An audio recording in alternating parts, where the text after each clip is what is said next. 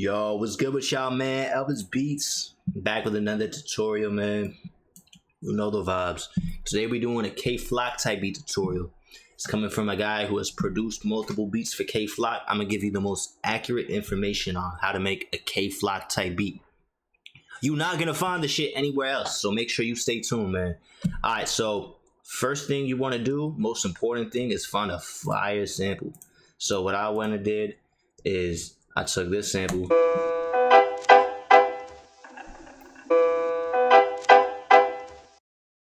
and then from there what I did was I took the sample, I made it unique by clicking that.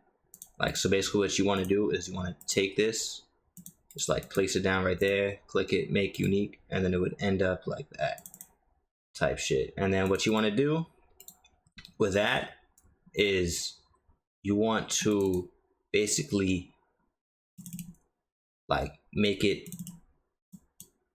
1200 cents lower, if that makes sense. I'm trying to think of a way to explain it. Like, basically what this means is that, like, so now you have like two different octaves of this. Like, you have like what you had regularly, like what you had before, and then you just made it lower. So I'll just solo this, sounds like this.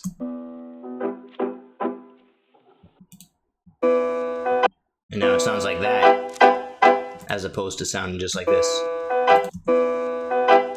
Like, it's a subtle difference, but that's some real sauce right there. Like, that'll make the sample sound more full. So now that we got the sample done, let's go ahead and go to the drums. So the drums sound like this. And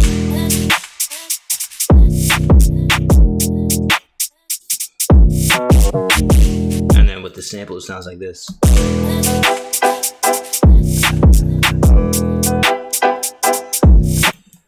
So let's start at the very top. We got the PSA 808, which, by the way, you can find all the sounds to this kit in the description. Just put a link there, like all the PSA sounds type shit, because that's the sounds that I'm using for this beat. So link in the description for that. So the 808 I use, PSA 808, is a very hard fucking 808, you know? And basically I just made a pattern according to the sample. Like, I try to make it fit the sample. So I'll play this too. And then in the PSA song, I'm pretty sure it just stays like one 808 note. It doesn't do that. Like, I just added that just because it sounds cooler. Like, it gives it more bounce, you know? Just do like what you think sounds good. So what I did for this, I was like, took inspiration from the PSA thing, PSA beat, but then I added my own twist to it, you know what I mean? Which, like, you could take this as a reference, you know, like, it's all good. So after that, I added the hi-hat, and this is like very similar to the PSA hi-hat drum pattern. Very fire, very fire.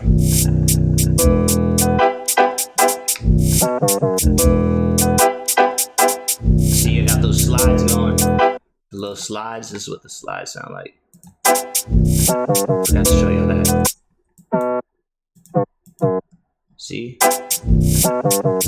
And then just for some variety, I did this at the last bar. So something I like to do a lot is, like, for the first 4 bars, I'll do something and then I'll copy it over. But for the last 4 bars, I'll add like one extra thing just to make it like a little bit different, you know? You don't want that shit looping constantly. That'll sound boring. So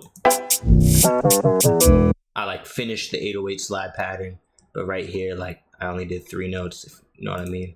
So after that, I added the gunshot, and I would say for like majority of the song, I have this playing, and it's very important. It just takes out like the emptiness in the beat, if that makes sense. Like, if I just had the sample playing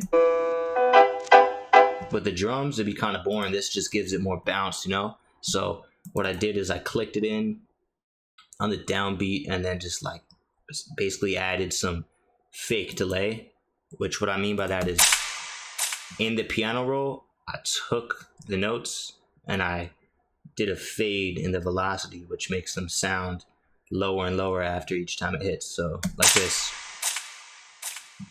So that's when the beat hits, And then just to like kind of give it like a little bit of a fill at the end, like I added these two. So what this does is like it it goes in combination with the riser, and then it just sounds fire. Like I don't even know how to describe it, you just got to hear it. So like it basically helps you like transition into the next 8 bars. So like I'll play that with the riser real quick. See?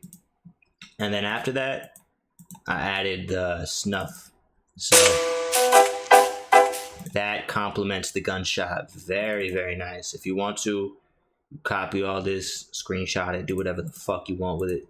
This right here is real sauce, bro. I'm telling you, this adds a lot of bounce to the beat. A lot of bounce to the beat. So sounds like this.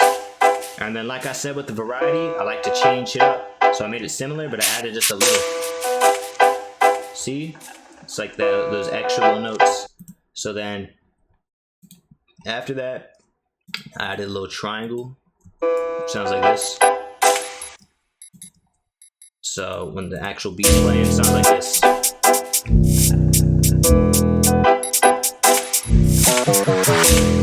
So then after the triangle, just just a little percussion to make the beat sound more full, sound more interesting. Sounds fire, but at the same time, it's just like little extra stuff that you need to fill the beat. Otherwise, it would sound boring. So after the triangle, I added this flip thing. Super fire. Sounds like this. Super, super nice. And then after that, I also like added this thing, which this right here, basically it's like a riser, but in the middle of the 8 bars. So it's like a refresher, and it's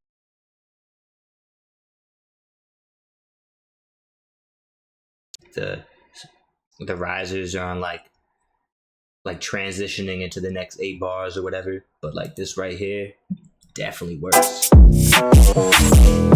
See, like that.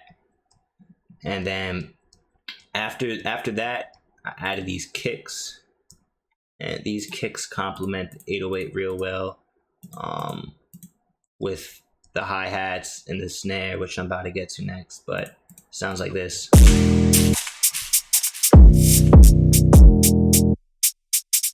Basically just hitting whenever the 808 hits. There we go, fire. And then added this little stomp. Oh, the sword too, yeah. I had the sword come in like every so often, just like make it a little random,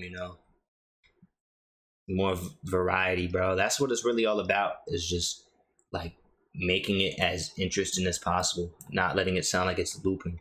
So this snuff here that I added, or stomp, real fire. It's really good for transition into the next 8 bars. So you can hear right here. So it's supposed to sound like this. It just sounds super fire. So the snare, I made sure that it like fit in the pocket of the beat. So what I mean by that is that like I basically built all these sounds obviously around the sample, but at the same time like the snare has to be in the right spots. So I put those kicks there intentionally, so that way like when the kick hits, the snare is gonna hit right after. When the kick hits, the snare is gonna hit like right after. So it's like,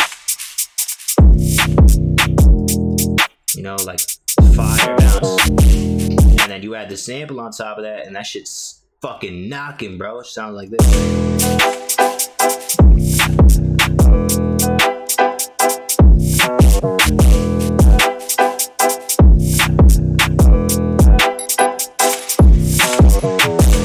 So some other things that I added to make the beat more interesting is I added this little riser here. Real fire. I really fuck with how that sounds with the gunshots going into the drop. Like, cause without it, it would sound like this. Like, you don't want it to drop like that. That's boring as fuck. So we added that shit right there. And then something else I added was this vocal, which I think is really fire. This. Yeah.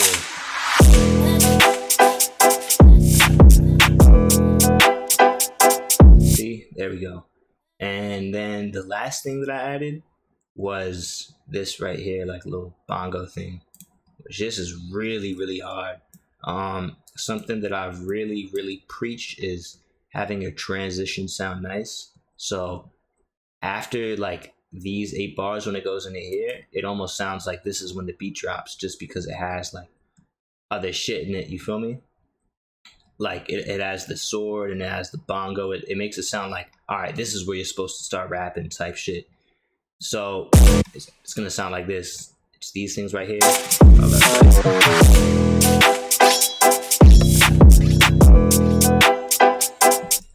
Fills that pocket real nice too. So yeah, bro, it's really it. Just watch his video over and over again, however many times you need to. Remember, link in the description for all the sounds. And yeah, keep on grinding. I'm gonna keep on pushing out these tutorials. Just keep on watching. We gonna grow.